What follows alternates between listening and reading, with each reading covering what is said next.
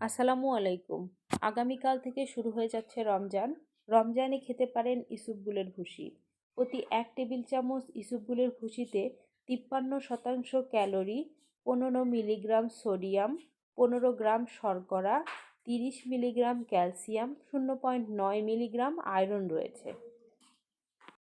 বাচ্চা থেকে বয়স্ক এমন কোনো মানুষ নেই যার জীবনে কখনো কোষ্ঠকাঠিন্য হয়নি। কোষ্ঠকাঠিন্য একটি কমন সমস্যা এবং এটা যে কোনো বয়সের মানুষের মধ্যেই হতে পারে।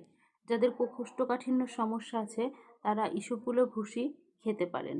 এটি পাকস্থলীতে যাওয়ার পরে ফুলে যায়, ফলে তা পেটের বর্জ্য বের করতে সাহায্য করে। রমজানে আমরা কম বেশি সবাই ভাজাপোড়া খেয়ে থাকি।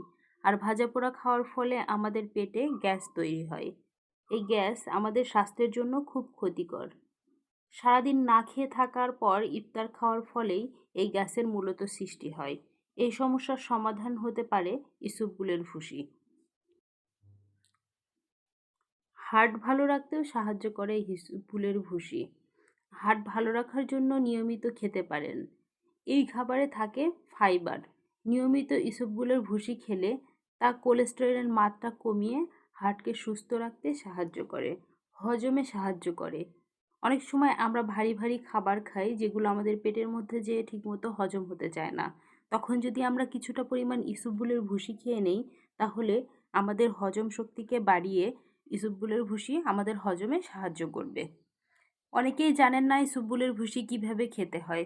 অনেকে মনে করেন এটাকে ওভারনাইট ভিজিয়ে রেখে তারপর খেতে হয়, কিন্তু প্রকৃত অর্থে এটা খাওয়ার সহজ নিয়ম হচ্ছে পানির মধ্যে কিছুটা ইসবগুলের ভুসি দিয়ে গ্লাসের পানিটাকে একবার চামচ দিয়ে নেড়ে সাথে সাথে খেয়ে ফেলা, যাতে ইসবগুলের ভুসিটা আমাদের পেটের মধ্যে যায় এবং পেটের মধ্যে যেয়ে সেটা ফুলতে থাকে। সেটাই আমাদের জন্য স্বাস্থ্যকর। একটানা বেশি দিন ইসবগুলের ভুসি খাওয়া স্বাস্থ্যের জন্য একটু ক্ষতিকর।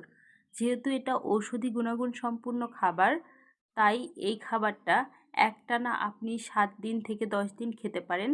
খাওয়ার পরে যখন আপনার শরীরটা স্বাভাবিক হয়ে যাবে, শরীরে আর কোনো সমস্যা থাকবে না, কোষ্ঠকাঠিন্য, বদহজম, হজমের সমস্যা, এ ধরনের সমস্যাগুলো যখন আপনার ভালো হয়ে যাবে, তখন এটা খাওয়া থেকে বিরত থাকতে হবে। তারপরে যখন আবার আপনার সমস্যা তৈরি হবে বা সমস্যা শুরু হবে, তখন আবার খাবেন। আপনি যদি একটানা এই খাবারটা খেতে থাকেন, তাহলে আপনার শরীরের কিছু ক্ষতিও সাধন করবে। তাই সব কিছুই একটু পরিমাণ মতো খাওয়াটা বুদ্ধিমানের কাজ। তো ধন্যবাদ সবাইকে আমার ভিডিওটি দেখার জন্য।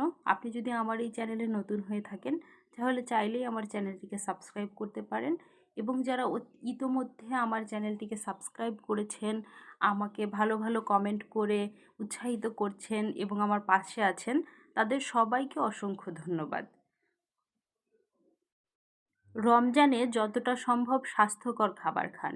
স্বাস্থ্যকর খাবার আপনার স্বাস্থ্যকে ভালো রাখবে এবং আপনাকেও রোজা থাকতে সাহায্য করবে।